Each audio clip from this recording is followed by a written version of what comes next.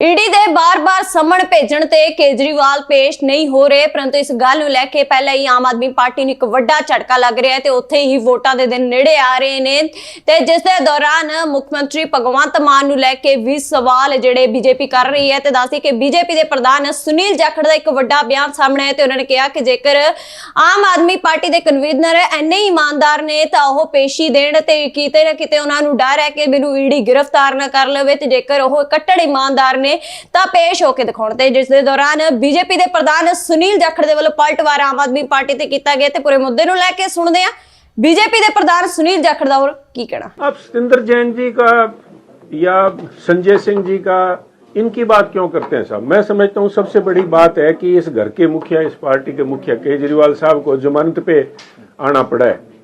जब कोर्ट में उन्होंने इस सम्मन्स को गैर कानूनी गैर संवैधानिक बता के चैलेंज किया था, आज फिर उनके समन गए हुए हैं, तो वो कहते हैं जी अब कानून का जो शिकंजा है वो धीरे धीरे कसता जा रहा है और सबको हिसाब किताब लेखा जोखा, वैसे तो कहते हैं लेखा जोखा ऊपर वाले घरे जाके होना है, पर ये लेखे जोखे तो यही होंगे साहब जो यहाँ पे इन लोगों ने जो सो कॉल्ड कट्टर ईमानदार पार्टी थी, इसका असल चेहरा लोगों के सामने स्पष्ट होने जा रहा है साहब। चाहे इसके अंदर जो भी इसको राजनीतिक रंगे देना चाहें, पर सच्चाई से भाग नहीं सकते। ये काली करतूतों का हिसाब इनको, इनकी करप्ट वेज का जो हिसाब है यही देना पड़ेगा।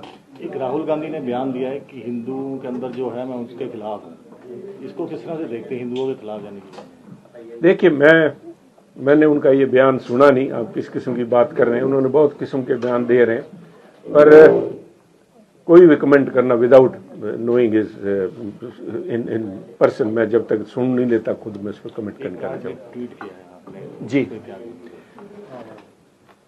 देखिए उसका क्या, उसका मायना कुछ नहीं है साहब। मायना वही है जो पंजाब के लोग, देश के लोग ये जानना चाहते हैं कि आज जिस समय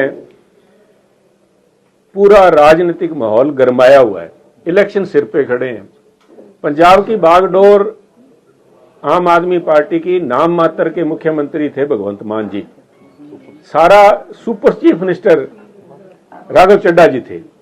आज जब टिकटें बंट रही हैं लोकसभा की तो उस समय राघव चड्ढा जी नदारन है।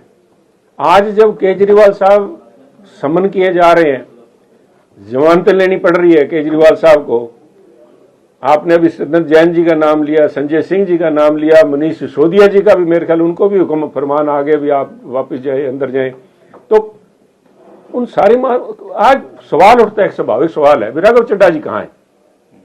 कोई किसी किस्म का बयान, अगर मैं समझता हूं कि अगर वो वाकई उनकी स्वास्थ्य ठीक नहीं है तो कोई ना कोई बयान केजरीवाल साहब का भी आ जाता, भी उनकी स्वास्थ्य की कामना कर देते। चाहे हमारे राजनीतिक फर्क है साहब, परंतु जब मेरे को एक खबर का पता लगा कि एक आम आदमी पार्टी के खास नेता आंखों का इलाज करवाने के लिए लंदन गए हैं, तो ये स्वाभाविक था कि हम उनकी, चाहे राजनीतिक हमारे फर्क है, परंतु उनके अच्छे स्वास्थ्य की कामना सभी करते हैं।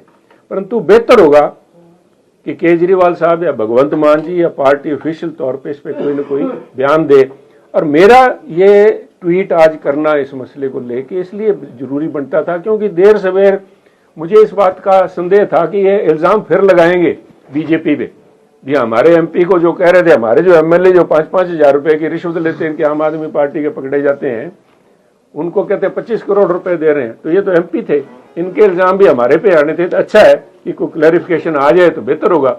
नहीं, पंजाब के लोग ये बात सवाल जरूर पूछेंगे कि आज कहाँ पे हैं राघव चड्ढा जी। क्या लगता है आपको क्यों मदद करेगी? अब मैं तो खबर है, अखबार की एक खबर है, वो भी कहीं दबी हुई एक खबर सी थी, कोई पुख्ता खबर भी नहीं है कि, क्योंकि आंख का जो इलाज आप समझते हैं साहब, नेशनल आप न्यूज कवर करते हैं, जो इलाज बताया गया है that is for detachment of retina.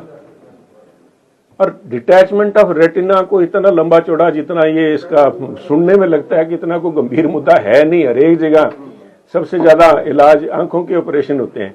लोगों को शंका है भी कहीं ये डिटैचमेंट रेटिना की है या डिटैचमेंट पार्टी से पॉलिटिकल डिटैचमेंट हो रही है। मसला ये है, इसके लिए ये लोगों की इसके ऊपर जिज्ञासा है। तो बेहतर होगा केजरीवाल साहब, पर केजरीवाल साहब तो क्या करें, केजरीवाल साहब सम्मान का पीछा छुड़ाएंगे, राघव चड्ढा जी के बारे में बयान दे। भगवंत मान जी जरूर बता सकते हैं कि कहाँ गए राघव चड्ढा जी, इनका पीछा छूट गया, भगवंत मान जी का इनको लेवल ओपन फील्ड मिल गया है, अभी भी खतरा मंडरा रहा है कि राघव चड्ढा जी वापस आ जाएंगे। Punjab thank you. लास्ट वाले पंजाब किस तरह से देखते हैं आने वाले इलेक्शन में, किस तरह सीटें बीजेपी को? अभी भी साथ बिछ रही है साहब। देखिए 8 सीटें उन्होंने डिक्लेयर की हैं। मैं इतना आपको बता सकता हूं भी ये 8 सीटें फाइनल नहीं है, भगदड़ मची हुई है आम आदमी पार्टी में।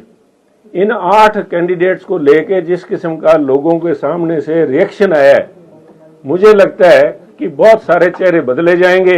एक बार फिर से ये जो अभी तक पर्दे के पीछे गठबंधन चल रहा था कांग्रेस का और आम आदमी पार्टी का, वो भी मेरे को लगता है खुल के दोनों साथ आके ये जो है लिव इन रिलेशनशिप बंद होगा और एक फॉर्मल मैरिज इनकी देखने को पंजाब में भी मिलेगी। ये मैं बता सकता हूं आपको। तो आपको लगता है कि एक चेंज होगी टिकटें जो? अब देखिए लगता है साहब हालात जो बता रहे हैं, क्योंकि ग्राउंड लेवल से जो रिएक्शन आ रहा है इन 8 उम्मीदवारों को लेके, उससे भगदड़ मची हुई है। अब इतने सारे प्रेशर केजरीवाल साहब के ऊपर, ईडी का प्रेशर, अब जल बोर्ड का मसला आ रहा है, शराब का मसला आ रहा है, आपने जैन साहब का भी मसला बताया, तो एक एक करके मुश्किलें बढ़ती जा रही हैं।